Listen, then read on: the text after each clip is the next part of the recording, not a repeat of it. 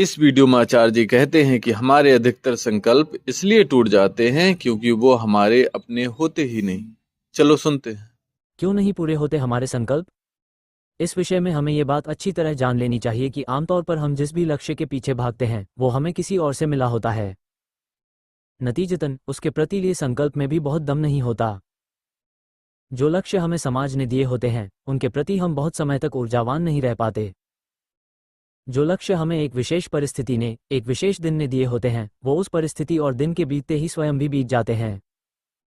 ये जो बाहर से आया हुआ उत्साह होता है यह ऐसा ही होता है जैसे कोई गाड़ी को धक्का लगा रहा हो।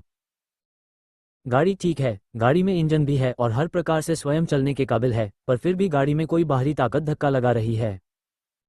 वो गाड़ी कब तक चलेगी? जब तक धक्का लगेगा। और याद रखना, धक्का सिर्फ एक दिशा में नहीं लग रहा है।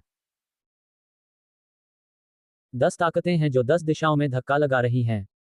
तो अब गाड़ी की हालत क्या होगी? कभी इधर कभी उधर। याद रखना कि आपके सारे लक्ष्य दूसरों ने दिए हैं, इसलिए वो कौड़ी बराबर हैं और उनकी कोई कीमत नहीं है। जीवन का एक ही लक्ष्य हो सकता है, अपने तक वापस आ जाना। इसलिए अगर लक्ष्य बनाने ही हैं तो ऐसे लक्ष्य बनाएं जो आपको आप तक ही वापस ले आएं। अगर संकल्प लेने ही हैं तो ऐसे संकल्प लें जो प्रतिपल होश बनाए रखने में सहायक हों। आइए जानते हैं वो 10 बातें जो समझ के साथ जीवन में उतार ली जाएं तो होशपूर्ण और खरा जीवन जीने में अत्यंत सहायक सिद्ध हो सकती हैं। एक डायरी बनाएं जिसमें नियम से रोज रात को लिखें कि दिन के कितने मिनट अपनी समझ, अपने होश, अपनी मुक्ति के लिए बिताए। उसी डायरी में रोज ये लिखें कि कितने काम थे जो आपको नहीं करने चाहिए थे, पर बाहरी प्रभाव में आकर आप वो काम कर गए।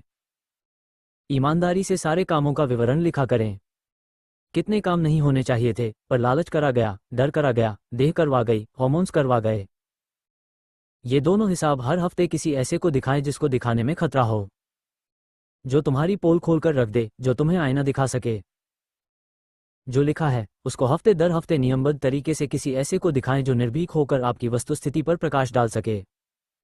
वो कोई भी हो सकता है, अभिभावक, मित्र या गुरु। 2. अपने मासिक खर्चे का हिसाब। अपने मासिक खर्चे में से इसका हिसाब रखें कि अपनी मुक्ति पर कितना खर्च कर रहे हैं। महीने भर में जितना भी खर्च करा उसमें से कितना पेट पर, कितना खाल पर, कितना गर्व पर, कितना मोह पर, कितना कामवासना पर खर्च करा, और ये सब करने के बाद ये देखें कि कुछ बचा भी मुक्ति पर खर्च करने के लिए। 3. अपनी उपस्थिति को देखें। समय को देख लिया, धन को देख लिया, अब अपनी उपस्थिति को देखें। महीने भर में आपकी जहां कहीं भी मौजूदगी रही, आपकी मौजूदगी का कितना प्रतिशत आपने मुक्ति के लिए रखा? आप यहां भी पाए जाते हैं, आप वहां भी पाए जाते हैं, क्या किसी जगह पर अपनी मुक्ति के लिए भी पाए गए? इसमें फिर यात्रा आ जाती है। तो क्या आपने अपनी मुक्ति के लिए यात्रा करी? क्योंकि यात्रा तो आप करते ही हो, घर से दफ्तर तक की, दफ्तर से बाजार तक की, बाजार से घर तक की, रिश्तेदारों के घर तक की। ये भी तो यात्राएं ही हैं, तो इन यात्राओं में मुक्ति के लिए कौन सी यात्रा की, इसका साफ साफ हिसाब रखें। 4. ग्रंथ अध्ययन। प्रत्येक सप्ताह अपने लिए किसी ग्रंथ, उपनिषद, संतों के वचन आदि के कुछ अध्याय निर्धारित करें। डायरी में ईमानदारी से लिखें कि जितना निर्धारित किया उतना पढ़ा कि नहीं पढ़ा। जो पढ़े उसके नोट्स उसी डायरी में लिखें। 5. करुणामय आहार। हर महीने खाने की किसी एक वस्तु का त्याग करें और किसी एक वस्तु को भोजन में शामिल करें। साल के अंत में 12 चीजें छोड़ देनी है और 12 नई चीजें शामिल करनी है। चीज खाने के अलावा पीने की भी हो सकती है, छोड़ने की दिशा में खास तौर पर। एक बात ध्यान रखिएगा कि छोड़ना बस उन चीजों को नहीं है जो आपको नुकसान पहुंचाती हैं, छोड़ना उन चीजों को भी है जो पशुओं को, पक्षियों को, पर्यावरण को नुकसान पहुंचा रही हैं। 6.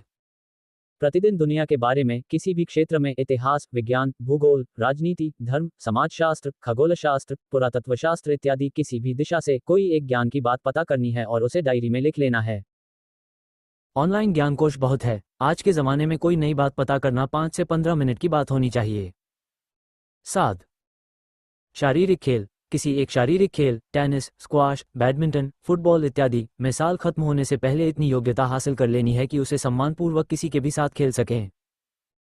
8. एक कला विकसित करना। साल के अंत तक कोई एक कला खुद में विकसित करनी है। अगर वो कला किसी संगीत या वाद्य यंत्र से संबंधित हो तो सबसे अच्छा। 9. पर्यावरण और पशुओं के प्रति जागरूकता। पर्यावरण और पशुओं के प्रति जागरूकता बढ़ाने के लिए किसी एक सार्थक अभियान का हिस्सा बने। 10. किसी गरीब बच्चे के भरण पोषण और शिक्षा की जिम्मेदारी। अगर आपके पास संसाधनों की कोई कमी नहीं है तो किसी गरीब बच्चे के भरण पोषण और शिक्षा की जिम्मेदारी अपने ऊपर लें। इसका ये मतलब नहीं है कि पैसे दे आए और काम पूरा हो गया। इसका मतलब ये है कि आपको एक अभिभावक की तरह ये सुनिश्चित करना होगा कि उस बच्चे का विकास हो रहा है। नहीं तो आजकल इस प्रकार की बहुत योजनाएं चलती हैं कि पैसे दे दो किसी संस्था को और वो आपके दिए पैसे से किसी बच्चे को खाना पीना शिक्षा प्रदान करेगी। मैं उस व्यवस्था की बात नहीं कर रहा। मैं किसी ऐसे का अभिभावक बनने की बात कर रहा हूं जिससे आपका शरीर का रिश्ता नहीं है। उसको बच्चे की तरह पालना पोसना। इसका मतलब ये आवश्यक नहीं है कि उसको आप अपने घर ही ले आएं। अगर उसका अपने घर में ही पालन पोषण हो रहा है तो कोई बात नहीं, पर आप ये सुनिश्चित करें कि उसको सही शिक्षा मिल रही है, उसका उचित विकास हो रहा है। सुनिश्चित करने के लिए केवल धन देना काफी नहीं होगा, उसे समय भी देना होगा। इन 10 बातों का अगर आप सही से पालन कर पाए तो एक नए जीवन की शुरुआत होगी। होशपूर्ण जीवन, निर्भीक जीवन, मुक्त जीवन। जैसा कि आचार्य जी ने बताया, जीवन का लक्ष्य बाहर नहीं भीतर है। अगर लक्ष्य अपने तक ले जाए तो संकल्प कभी नहीं टूटता। धन्यवाद।